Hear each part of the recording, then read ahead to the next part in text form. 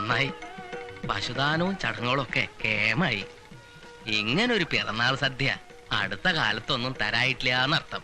നിങ്ങളെപ്പോലുള്ളവരുടെ സന്തോഷം അനുഗ്രഹവും അതാണല്ലോ കാര്യം. അച്ഛന്റെ 100-ാം പിറന്നാളിന് സ്വതേ ഞാൻ ഇത്രയൊക്കെ വട്ടം കൂട്ടിയാ പോരാ. എത്ര വലിയ ആളായിരുന്നു. അച്ഛൻ ജീവിച്ചിരിപ്പുണ്ടായിരുന്നെങ്കിൽ ഇന്നത്തെ ഈ ആഘോഷം ഒരു രാജസൂയം പോലെ നടത്തണ്ട.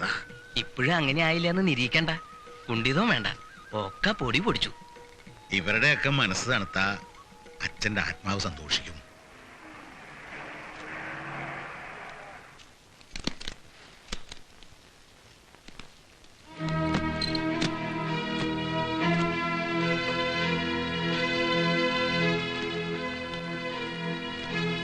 അതെല്ലാം എടുത്ത് അകത്തേക്ക് വെക്ക്.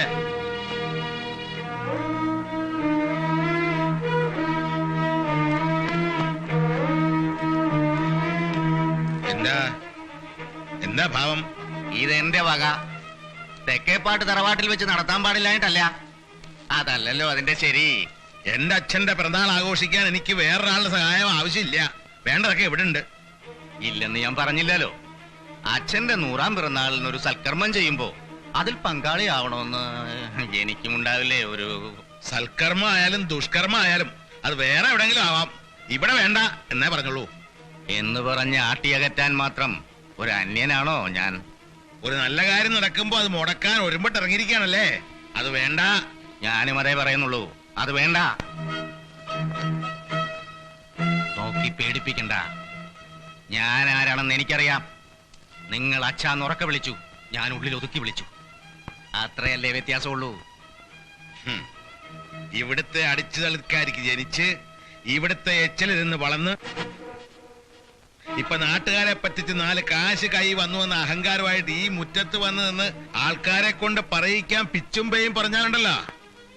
എന്താ ചെയ്യേണ്ടെന്ന് അറിയാഞ്ഞിട്ടല്ല, നല്ല ദിവസമാണല്ലോ എന്ന് ഓർത്ത് ക്ഷമിക്കാം.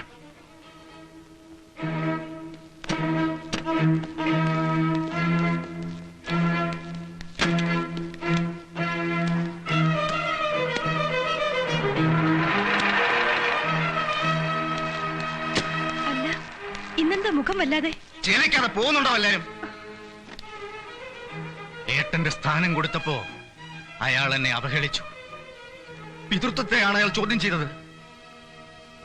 ബ്രഹ്മദത്തന്റെ തറവാട് ഞാൻ കുളം തോണ്ടും.